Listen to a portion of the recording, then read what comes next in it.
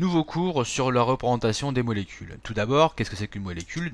C'est un édifice chimique constitué de plusieurs atomes. Attention à ne pas confondre atome et molécule, c'est bien la molécule qui contient plusieurs atomes et non pas l'atome qui contient plusieurs molécules. Dans les molécules, on peut trouver par exemple l'eau, l'alcool, l'aspirine, le chlorure de sodium, le paracétamol, etc., alors que dans les atomes, on trouvera le carbone, l'hydrogène, l'oxygène, le chlore, l'azote, etc. Pourquoi parler de la représentation des molécules? On va voir qu'il en existe en fait plusieurs et chacune ont leurs avantages et chacune ont leurs inconvénients. On va essayer de découvrir ces différentes représentations à travers un médicament que l'on connaît tous, c'est le Doliprane. À l'intérieur du Doliprane, il y a une molécule qu'on appelle le principe actif qui est le paracétamol. Le paracétamol, le voici. Donc c'est un enchaînement d'atomes de carbone en noir avec des atomes d'hydrogène en blanc, l'oxygène en rouge et enfin l'azote en bleu. On a découvert dans le chapitre précédent une autre représentation, celle-ci, qu'on appellera la formule brute. Et puis enfin, deux autres représentations un peu plus complexes, celle-ci et enfin celle-là, qui n'est pas très difficile à comprendre. On va essayer de s'attarder sur cette représentation qu'on appellera la formule développée. Alors, on va essayer déjà de se poser la question, pourquoi est-ce que les atomes de carbone ont tous ici 4 liaisons? Pendant celui-ci, il a 1, 2, 3, 4 liaisons.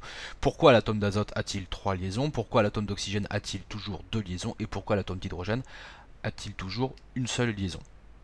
Pour le comprendre, on va devoir faire un petit retour en arrière sur une notion que l'on avait déjà vue il y a quelques mois, c'est-à-dire la règle de l'octet et la règle du Dewey. On avait vu qu'un atome, pour être stable, il doit adopter la structure électronique du gaz noble le plus proche, en gagnant ou en perdant des électrons, en s'entourant d'un duet d'électrons ou s'entourant d'un octet d'électrons. En fait, il y a une autre possibilité. L'atome, il peut perdre ou gagner des électrons, mais aussi il peut mettre en commun ses propres électrons. S'il met en commun ces électrons, il va pouvoir former ce qu'on appelle des liaisons covalentes. Une liaison covalente est une mise en commun de deux électrons. On va essayer de simplifier tout ça. Ici par exemple, l'atome d'hydrogène. Sa configuration électronique, ça va vite revenir, c'est K1. La couche K, un seul électron, puisque le numéro atomique de l'hydrogène, c'est 1. Ça veut dire qu'il aura besoin d'un seul électron pour saturer sa couche externe, donc pour qu'elle soit en K2. Il va donc devoir former une seule liaison covalente, c'est-à-dire mettre en commun son propre électron avec l'électron qu'il va trouver sur un autre édifice. Pour le carbone, pareil, sa structure électronique c'est K2L4, il a donc besoin de 4 électrons pour saturer sa couche externe, il va donc former 4 liaisons covalentes. Vous l'aurez compris, l'azote K2L5, 3 électrons pour saturer sa couche externe, 3 liaisons autour de lui. L'oxygène K2L6, 2 liaisons pour saturer sa couche externe, et donc 2 liaisons autour de lui. Pour tout ce qui est halogène, c'est-à-dire le chlore, le brome, le fluor, etc., la structure électronique se finira toujours par un 7, donc ils auront toujours besoin d'un électron pour saturer leur couche externe, donc à chaque fois, ils vont devoir former une liaison covalente. Un tableau qu'il faudra évidemment retenir, H, une liaison, et ensuite 4, 3, 2, 1, c'est assez facile à retenir. Ceci étant, lorsque l'on va représenter les molécules, il faudra toujours penser à avoir un atome d'hydrogène avec une seule liaison, un atome de carbone avec 4 liaisons, un atome d'azote avec 3 liaisons, un atome d'oxygène avec 2 liaisons, et puis le reste, les halogènes, comme je vous ai dit, le chlore, le fluor, le brome, et l'iode aussi que j'ai pas mis, avec une seule liaison. Le reste, eh bien, ce n'est qu'un assemblage, exactement comme si vous jouiez au Lego. Maintenant que cette notion est rappelée, on va pouvoir s'attaquer aux différentes représentations des molécules. On va commencer par celle que l'on connaît, c'est-à-dire la formule brute. La formule brute, c'est la plus simple, mais celle qui nous apporte le moins d'informations. Par exemple, ici, le paracétamol.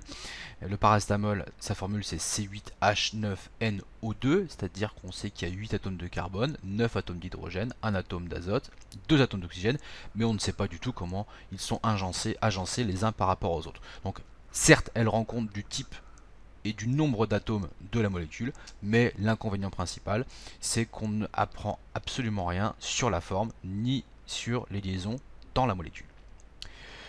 La deuxième représentation que l'on va voir, c'est une représentation qu'on appelle éclatée. C'est la formule développée.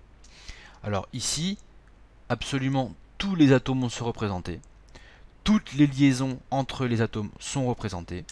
Pareil, il y a des avantages et des inconvénients. Donc elle rend compte de la forme de la molécule ainsi que de toutes les liaisons. Mais par contre, qu'est-ce que c'est lourd à écrire? Et enfin, la dernière que l'on va voir, c'est la formule qui est semi-développée. En gros, c'est un mix entre les deux représentations que l'on a vues. Donc, elle a l'avantage de rendre compte à la fois de la forme de la molécule, et ainsi que toutes les liaisons. Et l'avantage également, c'est qu'elle prend quand même beaucoup moins de place. Bon, l'inconvénient, c'est qu'elle est un tout petit peu plus difficile à manipuler. C'est pour ça qu'on va essayer de détailler un petit peu quels sont les changements entre la formule développée et la formule semi-développée. C'est pour ça que je les ai mis en parallèle. Voici ici la fin de la molécule en représentation développée qui correspond ici à ce CH3. On va essayer d'expliquer tout ça à travers un exemple. Voici la formule développée du butanol. Tout d'abord, la structure carbonée, les 4 atomes de carbone, et ensuite un atome d'oxygène et un atome d'hydrogène. On ajoute les atomes d'hydrogène. Voici la représentation développée du butanol. Alors je vous dis, moi ça m'a pris déjà un temps fou rien que de la faire sur l'ordinateur.